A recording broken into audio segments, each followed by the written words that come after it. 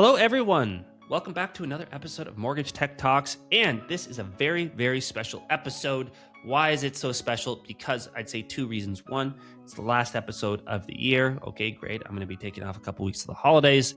But more importantly, this is the 100th episode of Mortgage Tech Talks. This was my goal when I started out years and years ago to 100 episodes. Here we are. Ton of learns along the way, ton of great conversations. It's been great. And to kind of commemorate both the end of the year and the 100th episode, I want to do a best of episode. So I look back just this year, past 12 months, and looked at based on my top performing content. And I do a little bit of analysis. I say, what was the top performing content? Why do I think it's top performing? And give you a little bit of behind the scenes too of how these things actually get made. So it's a bit of a fun episode. I try to give you some new information, not just rehashing old stuff.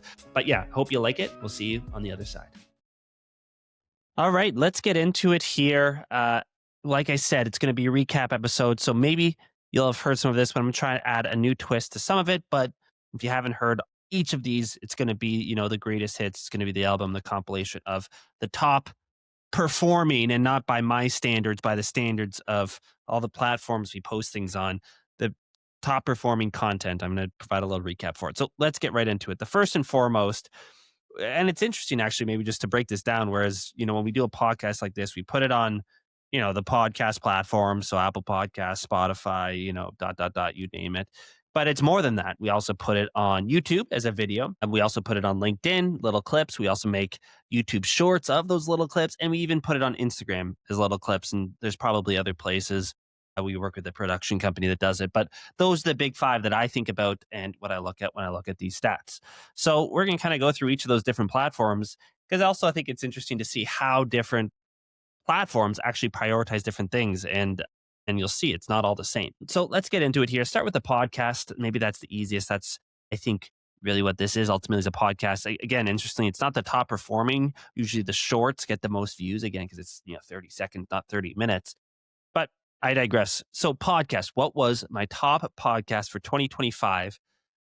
Drumroll, please. It was, and this isn't a huge surprise to me, episode 81, where I talk about the 3 ChatGPT prompts to use as a mortgage broker in 2025. So let's get into it here. What were those top 3 prompts? I'm going to give the super brief version because obviously we have a lot to go through.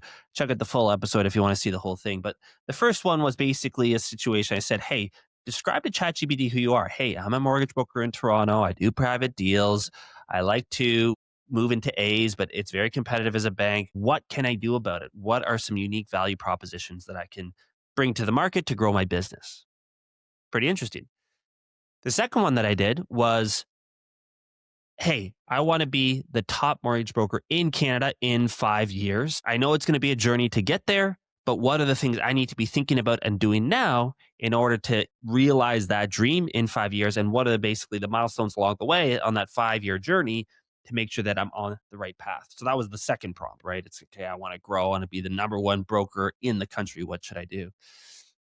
And then the third one, which I really like, it's almost like, I don't know, ChatGPT Inception, is like, hey, ChatGPT, I'm a mortgage broker. I want to use ChatGPT to improve my day to day.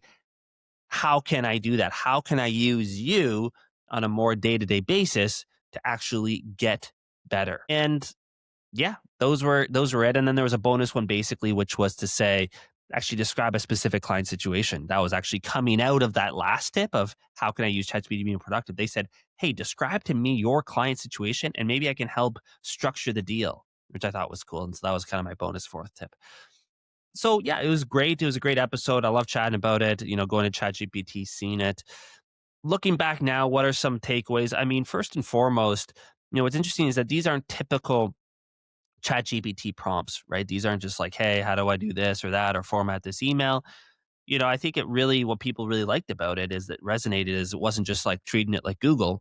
It was treating it like a thought partner, right? And I think that is probably still the number 1 way you can use ChatGPT or Grok or Gemini. And we just talked about how in a previous episode, ChatGPT might be losing some of its prominence, but for now, ChatGPT is still, I think, number 1 in the consumer market. But yeah, I think using it as a thought partner isn't just some place where, it's easier to Google things, right? You can just talk about what's on your mind versus trying to think about Google and what are the keywords I need to type in. I can just talk to it. No, ChatGPT is almost equally, and I think more valuable, and these are why these are my top prompts, to use as a thought partner, right? So, in that first example, hey, this is my situation. How can I, maybe stir up some business? They can give you an answer back and say, well, yeah, I like it, but that wasn't really working my situation because of this and that. And you go back and forth, back and forth. And I think people like that because, yeah, there's no shortage of out there like, hey, this is my, you know, amazing ChatGPT prompt that gave me $1 million. I see those videos all the time, or at least, those advertisements. I think they're more ads, and they're kind of getting old, right? So I think the idea of actually using ChatGPT as a thought partner is what really resonated. So that was number one. Now we're going to switch over number one podcast, like on Spotify and Apple Podcasts, whatever. So now we're going to switch over to YouTube video. And, for this one, I thought, hey, probably maybe it'd be the same one. And spoiler, that ChatGPT 3 prompts was number 2 on YouTube. It wasn't number 1, it was number 2. I thought, hey, so probably the top video is something a little bit more visual, right? Because I do share my screen sometimes. And the spoiler, it wasn't. It wasn't that. It was me recapping the National Mortgage Conference. So I'll quickly recap it, share kind of my lessons, and then kind of some interesting things about why I think it's number 1. So I spend most of the episode talking about how there's no magic button, right? And this is kind of the drum I've been beating, and I don't think anyone's listening, not in any real sense. And there's a lot of reasons why not, because it's easier to pretend that there's a magic button. And so what do I mean by that is, yeah, I went to the conference, and everyone who came up to me said, hey, how can I use AI? Right? And it's just a terrible, terrible question because it totally depends. It's like going up to someone and saying, hey, I want to start using a screwdriver. How do I do it? It's like, well, what are you doing? Are you building a wall? Do you even have a wall that you need to build? Are you, I don't know, redoing your bath? Like, I don't know. It totally depends on your situation. And at the end of the day, AI is a tool, and how you can properly apply it is dependent on your situation. If you're building a wall or doing your bathroom, whatever, how you use that screwdriver is dependent on that. And so is AI, right? So it's not just like you show up and there's and this is the magic button where you walk into the AI store, and on each of the kiosks, there's a big button that says AI on it, and you mash that button and you start making a ton of money. That's what people want, right? But it's not there, right? And if it was there, like I'd argue, and I think I did in this episode, ChatGPT is kind of that magic button where you kind of just go to this website and start typing things in and you get magic answers back. And people immediately forget about that. They say, oh, I forget, whatever. That's just part of my base case now. Now I assume, that ChatGPT exists, just like I assume the internet. Like 30 years ago or 50 years ago, the internet would be that magic button. Hey, I want a magic button that I can click it. I can just get information instantly. That'd be a magic button. But now we just, take it for granted. And I think that's what ChatGPT is. The magic buttons you've already taken for granted. And so anything left, it's not going to be magical. It's going to be hard work to get there. You're going to have to apply it to your specific situation. So that was really the punchline. I talked about a couple other things, how people are very privacy focused. Even though I did full talk on it, people wanted to talk about privacy and security and all that.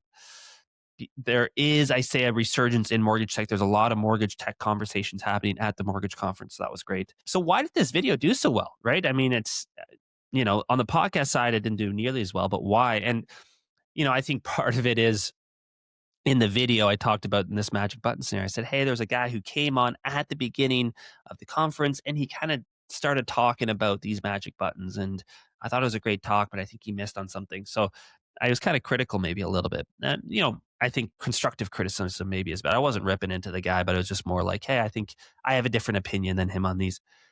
And what was really interesting is that guy, his name is, I don't want to get it wrong, Sean Kanunungo. I'm sorry, Sean, if I got that wrong. He's the guy who did the talk, and he commented, and he said, this is what he basically said. He said, love the insight, Dom, and overview. I was the guy you were speaking about in the WhatsApp thing. I didn't want to paint it as a magic button. My punchline was the fact that a non-technical person could build an agentic workflow, and it's actually incredible. Love the pod and keep it up. So again, he wasn't really, pulling punches. He was just kind of saying, hey, I'm here to defend myself. And I responded and said, totally get it. You had a great talk, whatever. And I think maybe that's why it did so well, because I think this gentleman has a big following. And so anything he comments on probably gets boosted in the algorithms, so to speak. So in any case, I'll take partial credit for it, but Sean probably helped boost that. So appreciate that, Sean. But yeah, that was number 2 there on the YouTube video side. Okay, now let's move on. Like I said, there's a lot of different platforms. There's 2.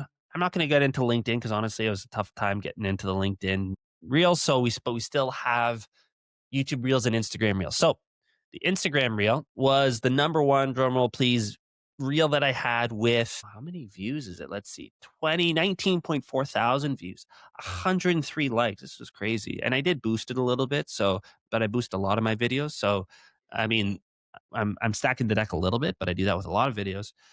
But what it was my video with Rich Spence from Mortgage Center Canada. And in this reel, he was basically talking about how you need to adopt tech because the new generation coming along isn't going to accept your old way of doing things. And he talked about his daughter, and it's kind of a funny story where he goes, you know, I call my daughter and she doesn't pick up, and then I write her an email and she says, "Why can't you just text me?" And it's true, right? And the point he's saying is basically you got to get on. If you're not using, I think the exact quote is, "Hey, if you're not using text, you're dead." Right? You're dead to this next generation. They're coming up quick. And so his point is, hey, get on the technology. And the best, because I think kind of coming, the reason he's talking about this is because I say, how do you actually adopt these tools, right? It's very tough for people. And he's like, there's going to be different things and you should get ahead of the curve in this and that. But necessity is always the reason people actually end up adopting technology. Like he gave the story of he had an old accountant, didn't want to use an online portal because he thought it was insecure and all these things. That paper is much more secure. Ship it to me, this and that. And then, fast forward today and he 100% has that online portal. It's not because he wanted to, it's because he was probably losing customers. Customers said, hey, I could go to the next guy over who has this online portal. I don't have to leave my house. I don't have to drive. I don't have to pay for postage. I could just show up and do it. And so, okay, necessity forced this accountant start using an online portal. And I think his point is this, right? Which is, okay, you should get ahead of it and this and that, but it's coming either way. Right. So don't pretend you can just bury your head in the sand because then you'll just be that accountant who's shipping things by postage. So get ahead of it, get in front of it because this next generation isn't going to accept the old way of doing things. So I thought it was an interesting clip. It was a good clip. We'll include a link in the video below. Okay, let's round it out now. The last thing that we're going to talk about here, and this one was not too surprising for me. I honestly thought it would do better in other platforms, but I guess YouTube Shorts has the algorithm that I guess aligns with the way I think about the world. Maybe I don't know, but it was a conversation I had with an AI broker assistant. So I actually wanted to go behind the scenes here on this one, describe a little bit more about how I did it, what happened was this. So the video itself is literally I'm pretending I'm a client. And I get a phone call from this broker, which is an AI. And we just have a little conversation. I talk about how I'm renewing, it's coming up. I'm very rate sensitive though. And so can you just give me a rate and move on? And it kind of handled that objection and said, well, rate's not the only important thing, this and that. And it, pushed me towards having a discovery call, scheduled later on. So it was an interesting conversation. I mean, I think a lot of people liked it. I think some people get scared of it. And I'll get into that of why they liked it and maybe got scared of it and kind of my comments on that. But first off, what I want to mention is, how did I actually do this? So I used a tool. A lot of people are asking. I used a tool called Bland, BLAND. They do phone calls. They also do texts and chatbots. I don't think the texts and chatbots are very good, but it is kind of centered around phone calls. And that's what I did. So basically what you can do is you can go in, you have to buy a phone number, and that's, a couple hoops to jump through, but it's not a huge deal.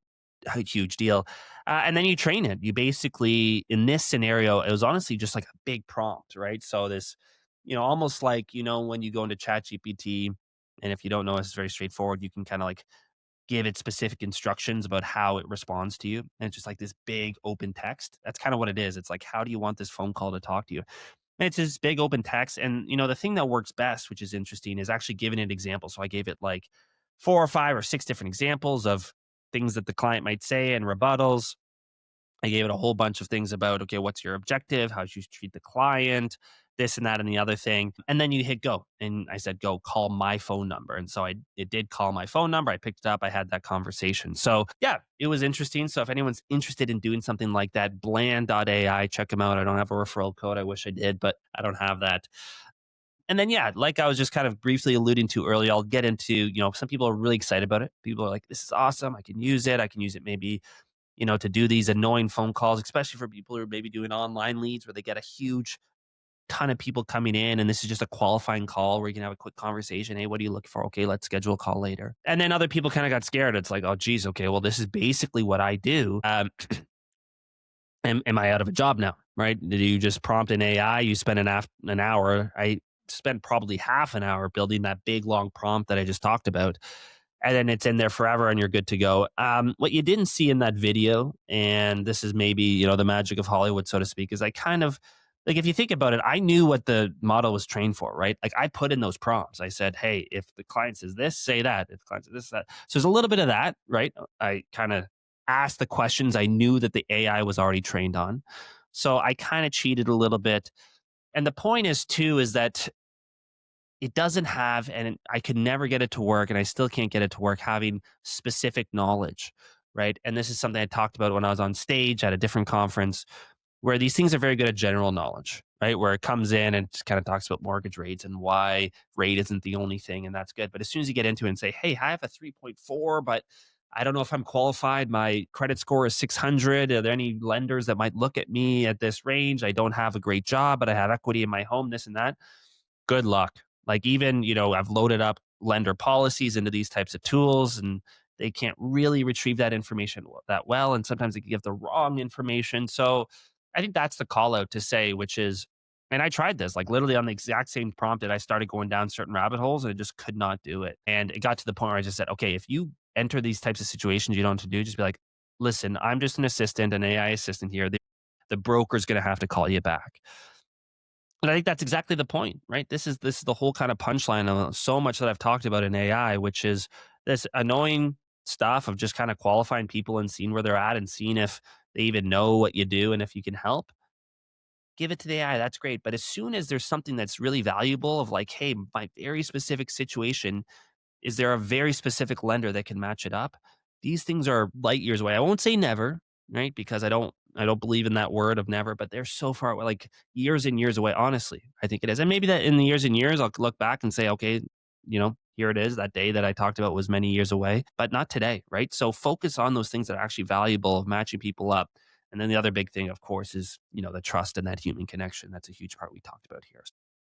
I'll leave it at that. That's kind of the best of, sorry if this is a repeat for some people, but I thought it was interesting to kind of just, I guess, give you some behind the scenes, some interesting things of why things did well and why they didn't. The Rich Spence, why that did so well. I honestly don't know. I think it just kind of resonated with certain people. I think he also retweeted it. I don't know. I don't know the right word as it relates to on Instagram. So that's probably it too, to be honest. So that's a good lesson. And for myself, maybe is like always retweet these things. I know it's not called retweet. So if people are in the comment section are going to correct me, I know it's not that, but I just can't think of, maybe it's repost in Instagram. I don't know. So in any case, interesting, I think, for people just to learn, okay, what at the end of the day ends up performing, what are those reasons why, and just I guess a bit of a recap of some of the big themes we talked about this year. So I'll leave it at that. Thanks so much, guys, for another great year. Appreciate all the support, and we'll see you later. Bye for now.